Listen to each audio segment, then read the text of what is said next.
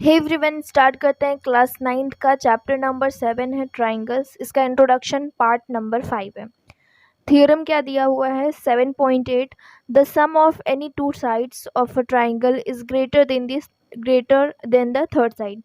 इसका मतलब ये है कि अगर आपको कोई भी ट्राइंगल दिया हुआ है, उसमें जो दो साइड का सम होगा वो तीसरी साइड से क्या होगा, बड़ा होगा। जैसे मैं एक एग्जांपल लेकर समझाती हूँ। मैंने यहाँ पे एक डायग्राम बनाया, ये रहा। मैं इसकी कुछ लेंथ ले लेती हूँ, 3 4 5 मैंने कुछ लेंथ ले ली। ठीक है, अब ये जो लेंथ है, जैसे मैंने एग्जांपल लिया एक ट्राइंगल का, इसमें मैंने साइड्स ले ली 3 4 5। अगर मैं इन दोनों साइड्स का सम कर रही हूँ, 4 + 3 कितना होगा 7, जो कि ये बड़ा है किससे, 5 से। दो साइड्स अगर मैंने ये ले लिया 3 + 5 कितना होगा 8, 8 और जो तीसरी साइड कौन सी है 4 है, तो ये किससे होगा, 4 से बड़ा होगा। ठीक है, फिर ऐसे आप तीसरी साइड भी ले सकते हो। तीसरी साइड जैसे 4 + 5 कितना हुआ 9, 9 ये तीसरी साइड कौन सी थी, 3 बची हुई थी, तो इससे ये क्या होगा 9 3 से बड़ा होगा। तो यही हमें थ्योरम में भी करना है। थ्योरम में भी वही काम करना है कि ए बी, जैसे यहाँ पे कोई भी, यहाँ पे बस मैंने नेमिंग कर दिया है A B and B C करके, ए सी, तो आप उसको एडिशन करके जो तीसरी साइड है उससे क्या कर सकते हो, बड़ा दिखा सकते हो। तो जैसे मैंने ये डायग्राम में बनाया हुआ है A B and B C, तो मैं क्या करती हूँ, तीन कंडीशंस बनेंगे, या तो ए बी प्लस ए सी। अगर मैं इन दोनों साइड का सम करती हूँ तो जो तीसरी साइड है वो कौन सी बच रही है, बी सी, तो ये बी सी से क्या होगा, बड़ा होगा। सेकेंड, आप क्या कर सकते हो कि ए बी को ऐड करो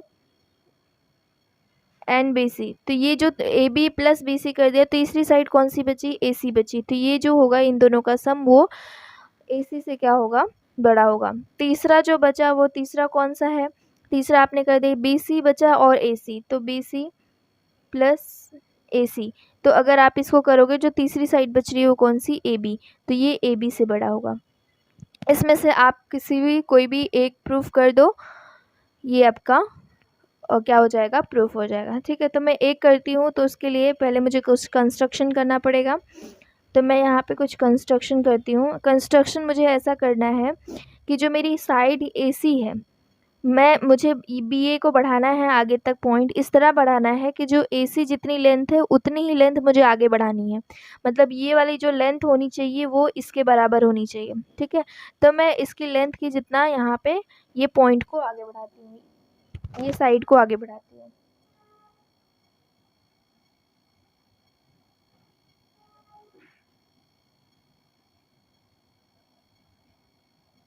और हमें इसको क्या कर देना है, ये मान लेती हूँ पॉइंट डी है, तो इसको डी और सी को भी ज्वाइन कर देना है।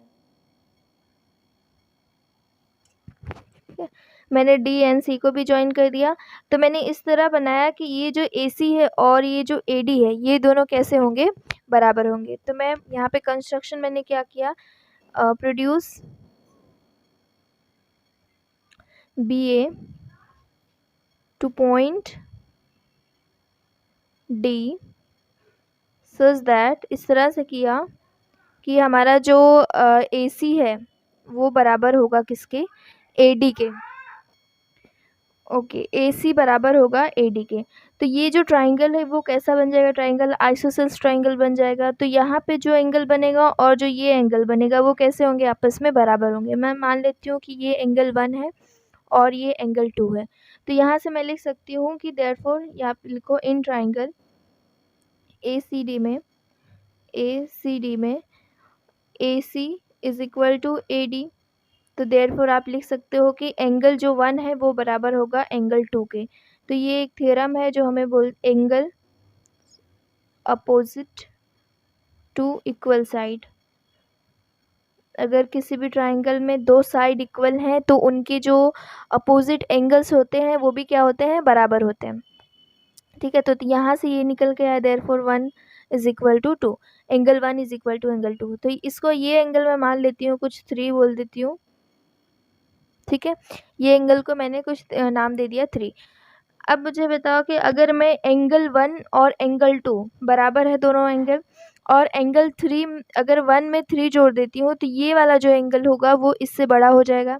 मान लेती हूँ कि मैं ये जो एंगल 1 है और जो एंगल 2 है वो एंगल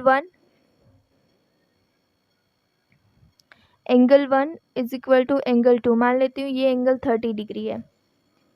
अभी तो ये दोनों 30 थे, दोनों बराबर थे, लेकिन मैं क्या कर रही हूँ 1 में कुछ एंगल जोड़ रही हूँ। तो 1 में ये कुछ भी एंगल अगर मैं जोड़ूँ, अगर मैं 1 डिग्री भी जोड़ूँ तो ये भी क्या हो जाएगा, जो ये वाला दोनों एंगल मिलके बनेंगे ये इससे क्या बनेगा, बड़ा बनेगा। ठीक है, तो मैं ये एंगल में अगर 1 में 3 जोड़ दे रही हूँ तो ये एंगल हो जाएगा वो किसके, इससे क्या हो जाएगा, बड़ा हो जाएगा। देयरफॉर मैं यहाँ पे अगर लिखूँ कि एंगल 1 प्लस एंगल 3, अगर मैंने 1 में 3 जोड़ दिया तो ये वाला एंगल होगा वो एंगल 2 से क्या हो जाएगा, बड़ा हो जाएगा।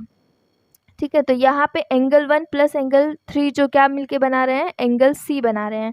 तो मैं यहाँ से लिख सकती हूँ angle C is greater than, और यहाँ पे जो एंगल 2 है वो किसका नाम है, एंगल डी का।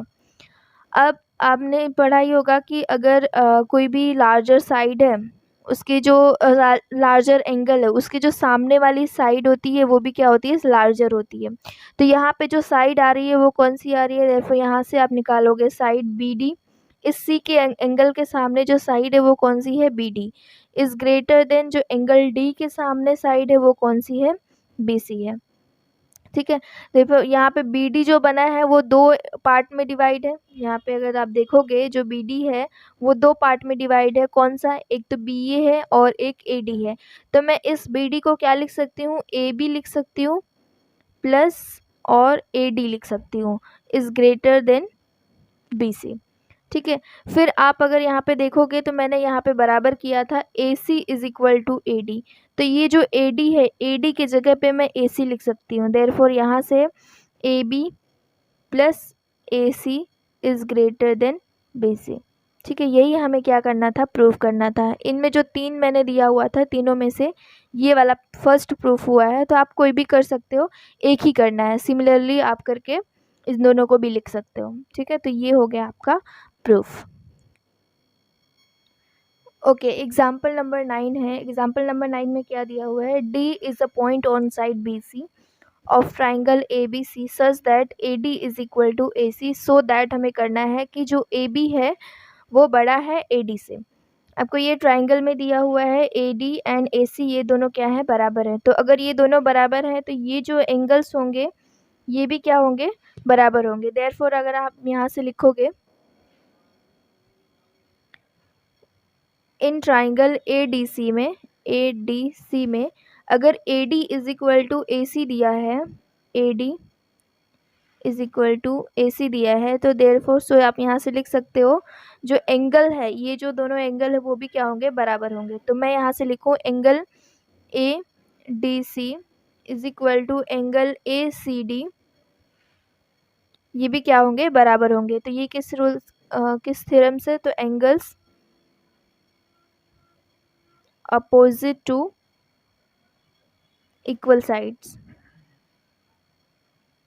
ठीक है, फिर अगर आप यहाँ पे नोटिस करोगे तो ये जो एंगल है ये ए, इन ट्राइंगल में ए बी डी, ये वाला ट्राइंगल आप कंसिडर अगर कर रहे हो तो ये जो एंगल है ये इस ट्राइंगल का क्या है, एक्सटीरियर एंगल है। ए डी सी इस ट्राइंगल का, ए बी डी का ये क्या है, एक्सटीरियर एंगल है। मैं ट्राइंगल ए बी डी ले रही हूँ, ये रहा ए बी डी।